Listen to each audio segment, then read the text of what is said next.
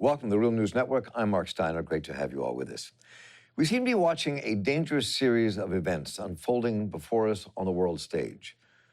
On the one hand, Trump pulls the United States out of the EU-US-Russian agreement with Iran that's known as the Joint Comprehensive Plan of Action, the result of which could be leading us to the brink of war with Iran. While 4,000 miles away, there's North Korea, which is being courted by Trump, though it's unclear what's being stumbled into here. Most of us are not even sure whether Trump does either. And what is not looked at is the transactional relationship between Iran and North Korea, that they have an arms trade agreements, among other economic understandings, and have had since the 1979 Iranian Revolution. The continued lack of clarity in this very complex world that also involves nuclear weaponry is unsettling at best.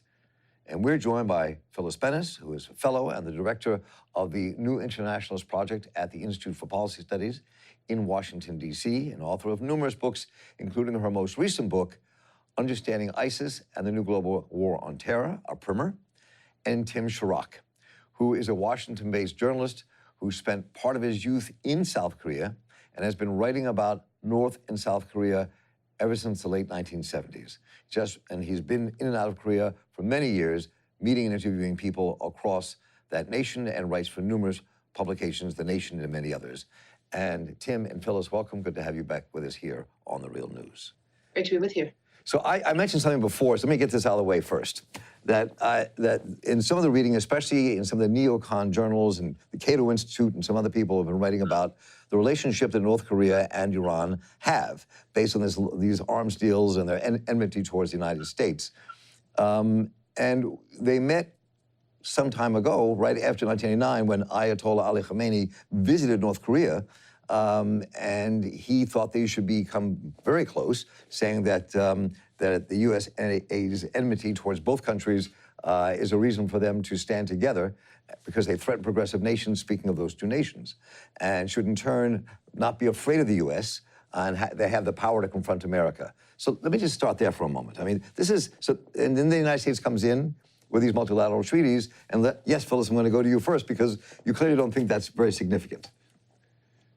I think it's something that happened right after the Iranian Revolution and right after the Iran-Iraq War. I don't think it's significant, and I think talking about it, making it a major point, and running the footage of it really plays into the neocons' hands. It's not an issue today. It's not relevant, and I think it's a distraction. Tim, do you agree? Is it completely irrelevant? Well, I pretty much agree with that, except that, I mean, there's no doubt that there's been sales between, North Korea has sold certain kind of missile technology to Syria, to Iran. I've seen enough reports about that to think that that's credible. But in terms of a relationship or in terms of how this has affected the U.S. relationship, it's really irrelevant because these are completely different situations. First of all, North Korea has nuclear weapons as opposed to Iran, which may want to build them in the future, but North Korea has them now, and so that makes it very different. But actually, the history goes back, long before. Actually, 1979 is when the revolution happened in Iran, and there was also almost a revolution in South Korea at the time. I remember, getting U.S. documents around South Korea about that time saying, we don't want South Korea to turn into another Iran. Richard Holbrooke saying that because they feared U.S. revolutions in places that were under U.S. hegemony at the time, Iran and South Korea. Iran went its own way and did break away from U.S. hegemony, but South Korea is still part of it. But South Korea has relationships with Iran as well. So, and Korea is a divided nation. It's very different. It's a very different situation from Iran. So when you look at these two situations and how this administration is handling these two countries, let's talk a bit about why they're so different and what's at play here. I mean, in both cases, it seems to me that Trump kind of bypassed and literally pulled out of the agreement, the multilateral agreement with Iran, bypassing in some ways the multilateral agreements that were taking place with North Korea and with South Korea. So what's at foot here? Why What's the analysis about why this is so different, other than you see the Cato Institute saying we need to open this up that we need to recognize all these countries and we have to have this dialogue going on because they're allies. So, Phyllis, let me start with you. I don't think this is about what the Cato Institute has to say. No, I know. I'm just raising them because I think it's important to see what they're thinking. What I think is important here is that the U.S. has quite contradictory relationships underway with Iran and North Korea. As Tim just said, North Korea is a nuclear weapons state. The question is the U.S. prepared to recognize another nuclear weapons state, which is always a bad thing. It's not a good thing that there are more nuclear weapons states than there used to be. There used to be 5. There used to be 1, then there were 5. Now there's 9, and it's not good. It's not good to have more nuclear weapon states. That doesn't make anyone safer. So I think the question more broadly has to be, how do we look at the question of disarmament, not simply non-proliferation, which is the U.S. position. The U.S. believes it can have non-proliferation globally without taking any responsibility to implement its own obligations under the Non-Proliferation Treaty, the NPT, which is sort of seen as the granddaddy, if you will, of all the nuclear weapons treaties, that requires the United States and the other 4 acknowledged nuclear weapons countries to move towards full and complete nuclear disarmament. The U.S. laughs at that, as do, we should say, the other nuclear weapons signatories, China, Russia, France, and Britain. But without that, without moving towards real disarmament on the part of the existing recognized nuclear weapon states, the notion that you're somehow going to be able to prevent other countries from becoming nuclear weapon states, whether it's India and Pakistan, whether it's Israel, whether it's North Korea, who are the other existing nuclear weapon states, it simply doesn't work. So I think if we start with the question of what are the U.S. obligations, it isn't just what were its obligations under the Iran nuclear deal. Certainly it violated those. But the U.S. has been violating its obligations on multilateral and bilateral nuclear weapons treaties for, I guess, about 30 years now or more.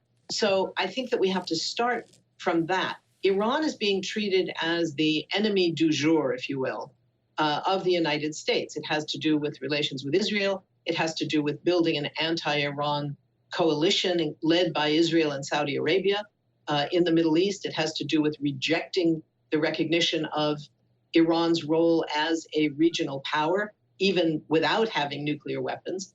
Whereas the relationship with North Korea, and of course, Tim can speak much more extensively about this, but I think the broad question with North Korea is whether the Bolton position of calling for war against North Korea, as Bolton has called for against both North Korea and Iran, is going to be dominant in the Trump administration, or if there's going to be some recognition of a new way of dealing with North Korea that recognizes that it does have nuclear weapons, and therefore certain kinds of diplomacy are going to have to be applied.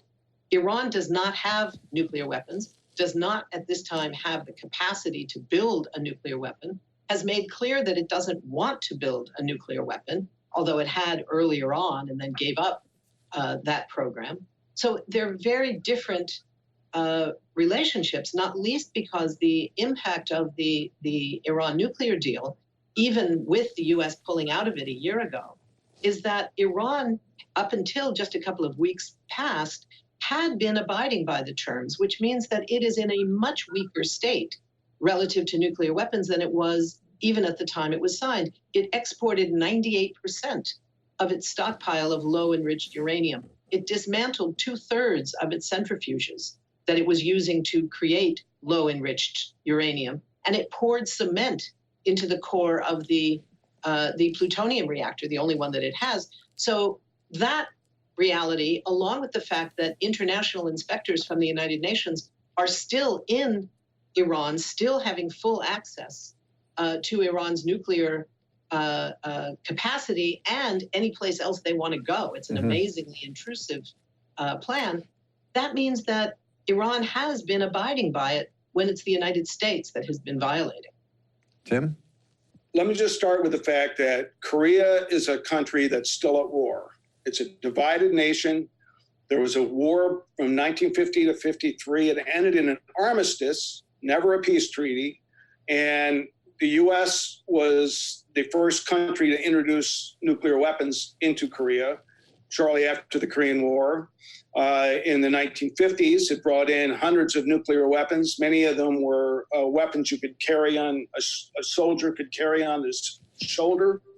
There were weapons, nuclear weapons at U.S. bases in Korea and also in bases surrounding Korea in Japan, Okinawa, Guam, as there still are outside of Korea.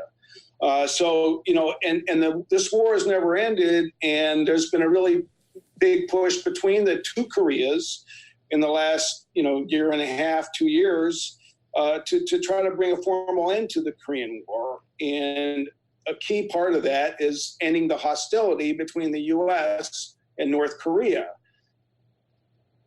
So, go ahead, Tim. I'm sorry. So much in the mainstream press. You read so much in the mainstream press here about North Korea building weapons. Why are they showing them as a nuclear terrorist state almost because they built weapons? But it's very rarely asked, why did they build this?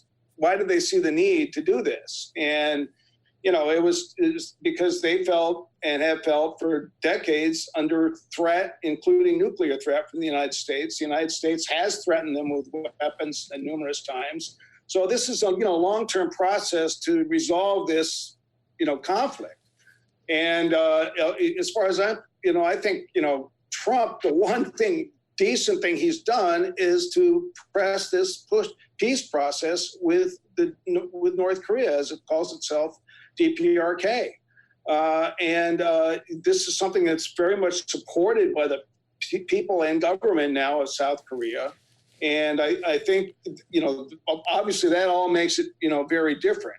But, in terms of, to me, the Bolton line has been applied, obviously, to Iran, and also Bolton has really influenced the policy in North Korea, too. The last talks between the U.S. and the DPRK fell apart in Hanoi because Trump went in there, in the weeks before, it sounded like his main negotiator was ready for some kind of step-by-step process where the U.S. might drop sanctions in return for some moves by North Korea to dismantle part of its nuclear facilities there.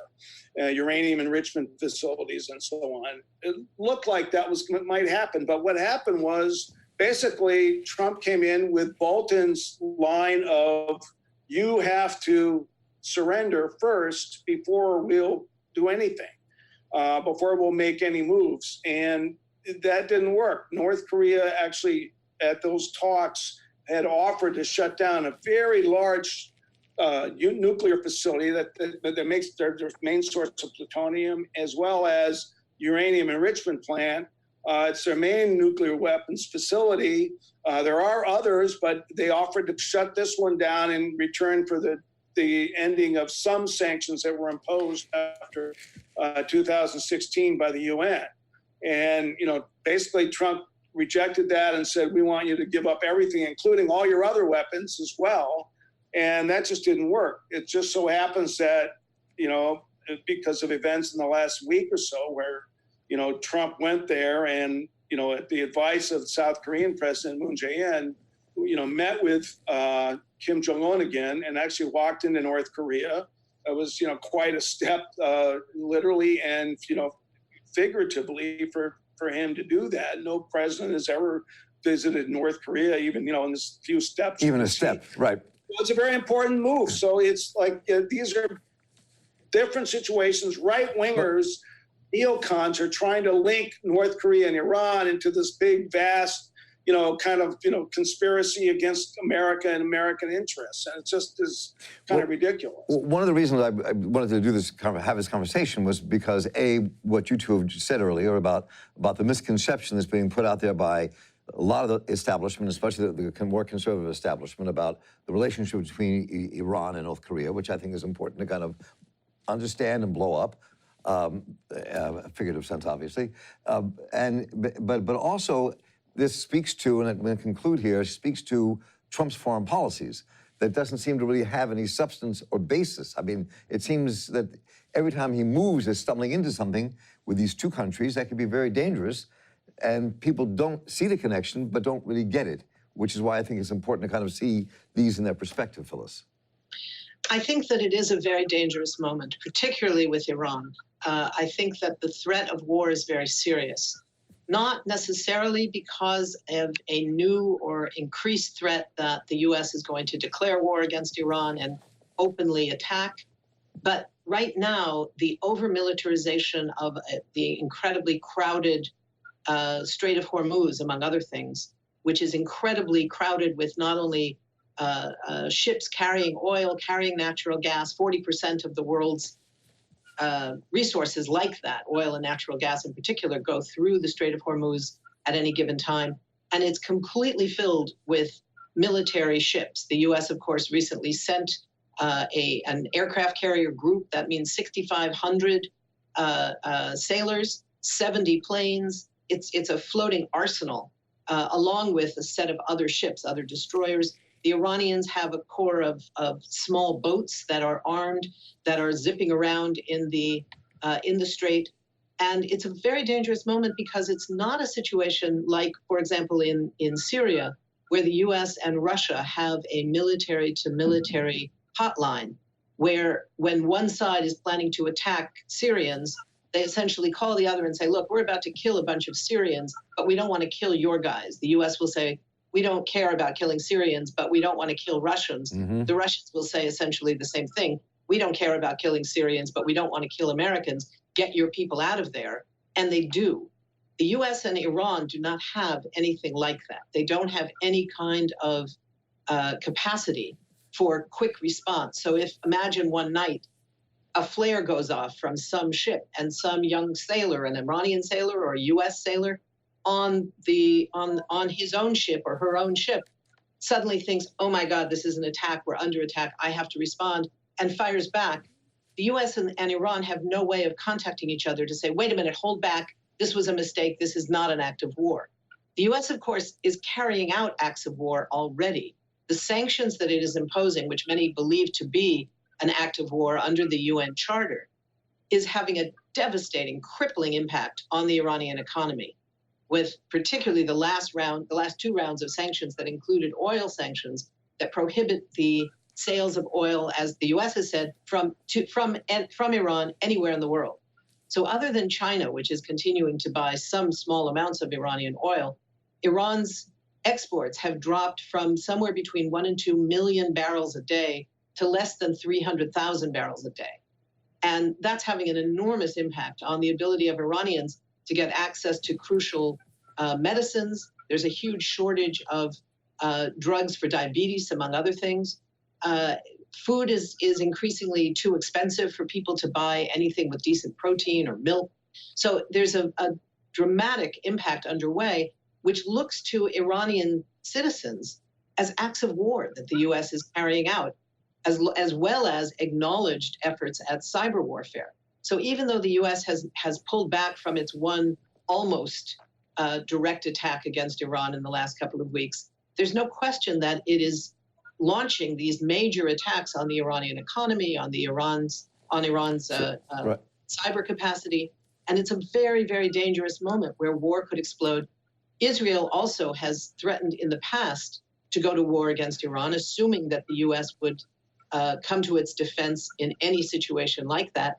There have not been those kinds of remarks in recent months from Netanyahu, but Netanyahu, of course, is facing an even graver political challenge than Trump himself is, in terms of the likelihood of 4 separate indictments that are about to come down. And he is urging any kind of distraction from that. So this could be a very dangerous moment. And the danger is not quite severe on the other side, though folks once thought so in North Korea, Tim, as we conclude. Well, that's true. I mean, I agree with everything Phyllis has just said. I mean, Iran is a place where, many of us are concerned about the possibility of the U.S. launching a war, some kind of military attack. In North Korea, the situation was pretty dangerous in 2017. And in 2018, people might remember, Trump's words, fire and fury, and using, basically threatening them with nuclear war at the UN. And his security advisor at the time, McMaster, was really pushing, for strikes on North Korea, which could have been absolutely devastating, and devastating for the whole peninsula. And a lot of people in the Pentagon, we're not in favor of this in any way. And I think there was actually military opposition inside the U.S. military establishment against any kind of action there. I think you see some of the same reluctance here with Iran, but I think the imperatives are much different in the two places. And where, this is where I see, some generals in the U.S. might say, yeah, we might be able to do something against Iran. Whereas, South Korea, you have, susceptible to attacks, conventional attacks, from the north, if there was any kind of war. And so it's really, that situation has ebbed in the danger of war in North Korea. And I think, I have to say that's, partly to this administration's credit. I mean, Trump did back away from these McMaster and Bolton's, more militant policies toward North Korea, and for whatever reason, he's done that, and I think that we need to applaud any move like that toward peace. But what he's doing and the threats he's made personally in his speeches and tweets and talks he gives to his own people, his core base, and he gives at these rallies, it's a really dangerous situation. And so I think, but one mitigating factor, I think, ironically, is the fact that some of Iran's largest markets for its own oil were both Japan and South Korea. South Korea actually has had very good relations with Iran, right, because they buy a lot of oil from them. So, I think there's factors that, from other countries that may limit the U.S. Desire to make a war in Iran. But, it's something that's very concerning. Well, Phyllis, Bennis, and Tim Shorrock, I want to thank you both so much. Your analysis and kind of parsing through this complexity has been really important for our viewers, and appreciate your time. And look forward to talking to you both again very soon. Thank you. Thank you. As we see where Trump may stumble into next. And I'm Mark Steiner here for the Real News Network. Thank you all for joining us. Take care.